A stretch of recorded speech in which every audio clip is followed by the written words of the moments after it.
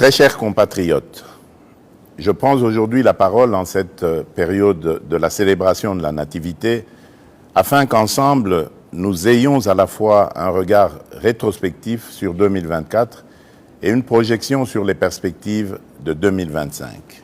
En cette période des fêtes, porteuse de foi et d'espérance, nous sommes invités à nous rappeler ce qui compte vraiment. Notre unité, notre courage et surtout la richesse inestimable que constitue notre peuple. Dans chaque village, chaque famille et chaque cœur congolais, il y a une flamme qui brûle constamment. C'est la flamme de l'espoir. Dans la souffrance comme dans l'adversité, cette flamme continue de nous guider. Nous avons tout à gagner à espérer des lendemains meilleurs, de garder la foi malgré tout. Mes très chers compatriotes, nous sommes un peuple résilient.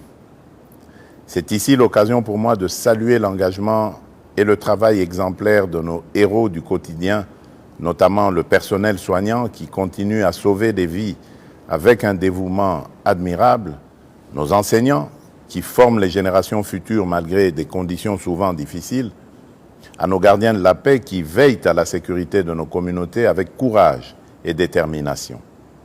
Votre contribution, en dépit des épreuves que nous avons traversées cette année, est une source d'inspiration pour nous tous. Grâce à vous, notre nation reste debout et avance. Nous vous en sommes profondément reconnaissants. L'année 2024 n'a pas été exempte de difficultés. À l'Est, nos compatriotes sont sous le coup d'une menace existentielle imposée par des forces d'agression. Les difficultés sociales pèsent lourdement sur de nombreuses familles et nos villes sont confrontées à l'insécurité urbaine et à des embouteillages qui testent au quotidien notre patience. À celles et ceux qui ont perdu des êtres chers, aux déplacés internes arrachés à leur foyer, aux valeureux patriotes résistant aux Wazalendo et aux vaillants soldats qui, au péril de leur vie, défendent avec honneur notre souveraineté, nous exprimons toute notre compassion, notre profonde gratitude et notre immense respect. Ce qui nous menace n'est pas plus fort que notre foi en un avenir commun et notre capacité à résister ensemble. Toutefois, malgré ces épreuves, il est important de reconnaître que notre pays progresse. Il y a des domaines où les résultats sont beaucoup plus marquants et porteurs d'espoir. Par ailleurs, les efforts entrepris par le gouvernement, bien que parfois peu perceptibles, portent déjà leurs fruits.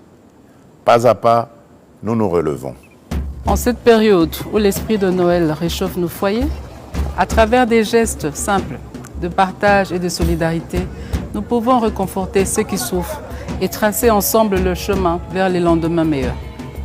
Nous sommes un peuple forgé dans l'adversité et marqué par des décennies de lutte, un peuple fier. Mais pour définitivement triompher, il nous faut réapprendre à nous unir, à cesser de nous diviser pour des bagatelles.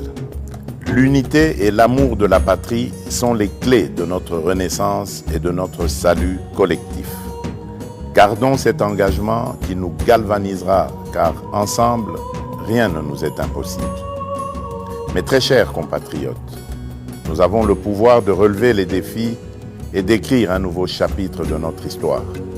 Je crois en vous, en notre nation et en notre capacité à avancer, quoi qu'il arrive. Nous vous souhaitons à toutes et à tous une année 2025 marquée par la paix, la foi, la solidarité, la réussite et la prospérité. Une année de progrès et de renouveau pour notre grande nation. Nzambe apambola bino. Nzambi kalusa kumuna. Mungu ababariki. Nzambi anubenesha. Joyeux Noël et bonne année à toutes et à tous. Que Dieu bénisse la République démocratique du Congo, son peuple et tous ceux qui l'ont choisi comme leur lieu de résidence.